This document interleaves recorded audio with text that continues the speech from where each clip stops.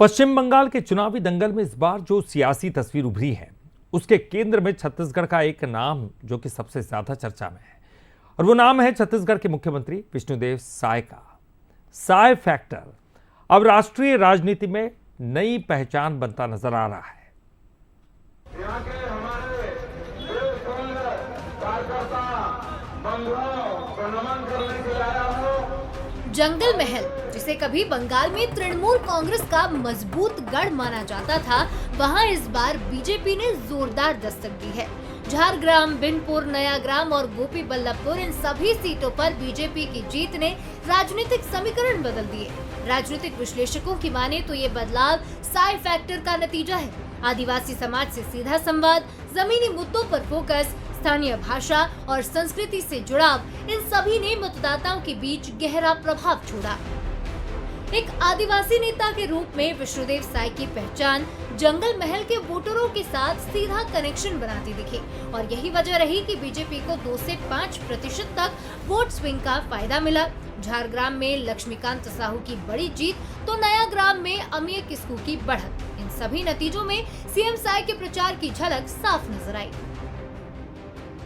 भाजपा की जीत बहुत बड़ी है। वहाँ पर आप देखेंगे बहुत सारे स्थानों पे हम लोग जीते हैं।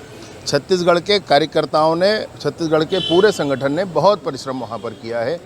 देश के दूसरे प्रदेशों से भी लोग थे, राजस्थान से, दिल्ली से, उत्तर प्रदेश से, बिहार से, मध्य प्रदेश से, ऐसे अनेक स्थानों से भी और कार्यकर्ता वहाँ पहुँचे हुए थे।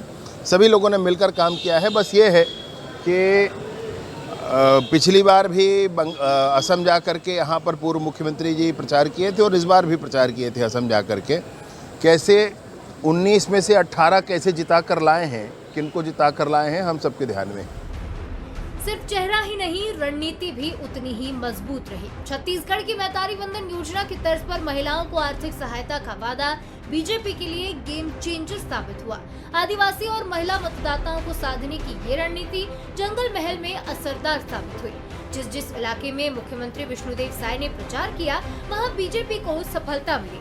जानकारों का मानना है कि इस जीत से पार्टी को मजबूती मिलने के साथ ही सीएम साय का कद भी राष्ट्रीय स्तर पर बढ़ा है।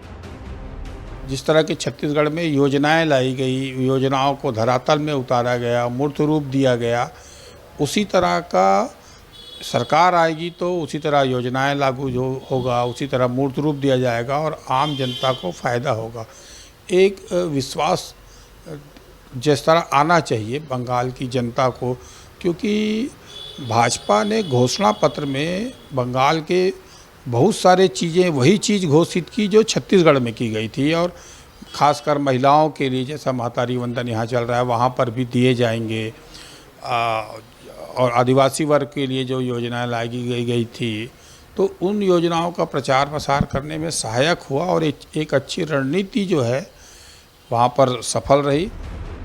कुल मिलाकर जंगल महल में बीजेपी की जीत सिर्फ चुनावी नतीजा नहीं है, ये साय फैक्टर की सफलता की कहानी बनकर उभरी है। आदिवासी कनेक्ट, मजबूत रणनीति और जमीन से जुड़ा, इन 3 पिलर्स पर खड़ी ये जीत अब राष्ट्रीय राजनीति में एक नया संदेश दे रही है। गौरव शुक्ला, बंसल न्यूज, रायपुर।